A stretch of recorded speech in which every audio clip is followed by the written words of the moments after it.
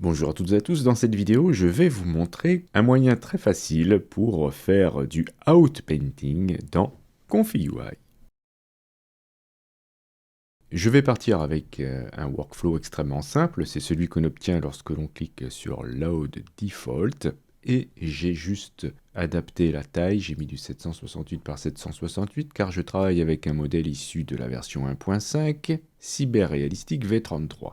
Je change le prompt positif pour avoir comme génération un chat dans une forêt. Voilà, donc j'obtiens ce résultat. Et ce que je souhaite maintenant, c'est pouvoir agrandir l'image et ajouter du détail sur les côtés, en haut ou en bas.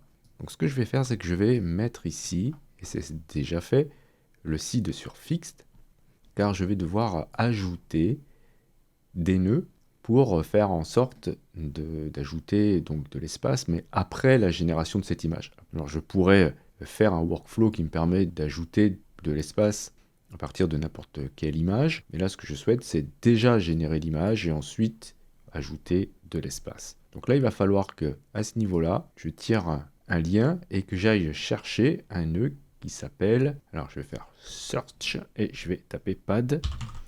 Voilà, et c'est celui-ci de nœud qui m'intéresse, c'est Image Pad for Outpaint. Là, vous allez pouvoir indiquer pour droite, gauche, haut et bas l'extension que vous souhaitez pour votre image. Donc ici, moi j'ai du 768, je voudrais le diviser par 2, donc voilà, ça me fait du 384 vers la gauche, donc par ici, et je voudrais ajouter la même chose à droite. Très bien, donc maintenant il va falloir que je fasse appel à une VAE Encode for InPaint. Je vais relier VAE à VAE, donc ici, et je vais relier masque à masque. Donc là, on a des petites options très intéressantes. Ici, vous avez Grow Mask By, et vous avez ici le Feathering, c'est-à-dire la zone tampon entre votre image et l'extension. Donc ça va nous permettre d'avoir un petit effet de flou pour pas que la démarcation soit trop visible. Ensuite, on va sortir ici vers un autre K-sampler. Et je voudrais du coup changer le prompt positif car je ne voudrais pas générer plusieurs chats. Je voudrais juste ajouter du décor de part et d'autre. Donc je vais aller chercher à dupliquer donc le nœud positif ici. Donc je maintiens Alt enfoncé, je le déplace. Et je vais le relier à positif. Et je vais relier négative à négative.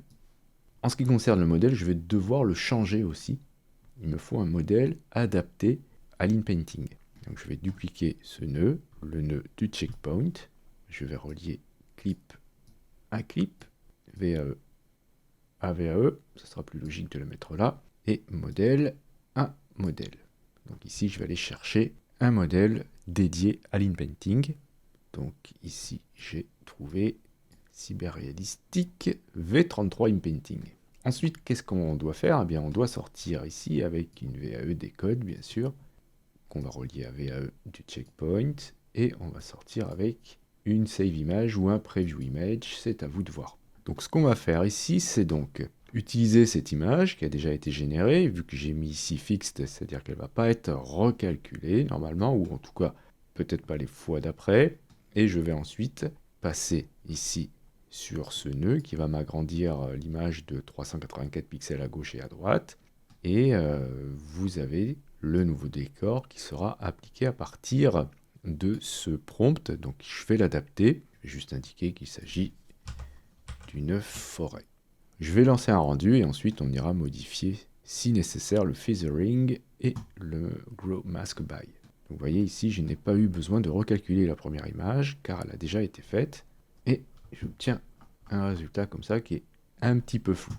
Alors, ce qu'il faut faire quand c'est comme ça, c'est bien vérifier que vous utilisez les mêmes samplers et schedulers ici. Donc là, j'ai utilisé pour celui-ci DPM++ SDE Keras.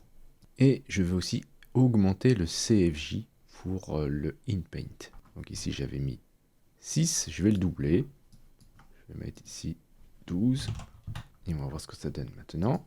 Voilà, j'obtiens un résultat nettement plus intéressant et plutôt pas mal intégré. Donc n'hésitez pas à augmenter encore si nécessaire les CFJ. Je vais monter jusqu'à 20. Je vais augmenter aussi le nombre de steps. Je vais lancer un autre rendu. et j'obtiens ça. Alors si vous voyez une démarcation trop importante, vous pourrez augmenter le feathering et ici l'étendue du masque. Donc là on ajoute 6 pixels au masque. Par exemple si je mets 24, je vais agrandir le masque. Je peux aussi augmenter le feathering. Allez, peut-être je vais le mettre à 100. Même si c'est peut-être un peu exagéré. Et ce qu'on peut faire ici, c'est qu'au lieu de dire qu'on est dans une forêt, on pourrait indiquer qu'on est dans un autre environnement. Je vais mettre dans un désert. Et là, j'obtiens ce résultat. Donc vous voyez ici, la limite commence à se voir, ce qui est largement justifié ici, car la différence entre les deux environnements est vraiment très importante. Mais en tout cas, la queue du chat se prolonge dans l'autre environnement. Alors, comment faire maintenant si on souhaite ajouter de l'espace dans une image qui n'a pas été générée, par exemple, dans Config.ui? Eh bien, il va falloir, dans ce cas, je vais vous montrer, alors je vais tout dupliquer, en tout cas, juste cette partie-là. Donc, je le copie et je vais le coller en bas. Je vais sélectionner tout et faire CTRL-B ou commande B pour désactiver ces nœuds. Donc là, ici, j'ai mon prompt positif. Je vais le dupliquer pour avoir aussi un prompt négatif et je vais indiquer à ce niveau-là qu'on charge une image. Donc c'est pas un save image qu'il me faut, mais c'est un load image et je vais supprimer la VAE des codes aussi. Donc je vais faire un double clic et je vais chercher load image et je vais charger par exemple une image comme cela que je vais relier ici.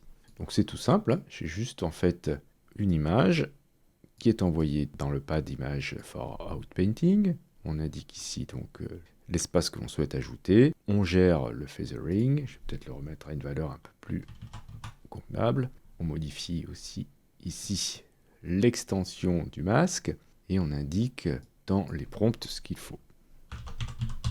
Ne pas oublier bien sûr de relier clip à clip ici. Et voilà, j'obtiens donc ce résultat de cette personne qui est cette fois-ci dans un vaisseau spatial. Alors, est-ce que je pourrais faire maintenant un agrandissement vers le bas? Eh bien, je vais tout simplement faire un clic droit, copie, et je vais coller ici, en faisant un clic droit et paste. OK, et je vais demander cette fois-ci un agrandissement vers le bas. Et voilà, j'obtiens ce résultat qui n'est pas extra, mais donc il va falloir l'améliorer. Mais voici une méthode facile pour réaliser du outpainting avec Config.ui. Je vous remercie d'avoir suivi cette vidéo. Si vous avez des questions, n'hésitez pas à le faire dans les commentaires. Si vous souhaitez soutenir cette chaîne, vous pouvez cliquer sur j'aime, c'est hyper important pour le référencement. Si le contenu vous plaît, que vous souhaitez vous abonner, n'hésitez pas à cliquer sur abonnez-vous. N'oubliez pas la petite clochette pour être averti des prochains tutos. Justement, on se dit à la prochaine pour un autre tuto.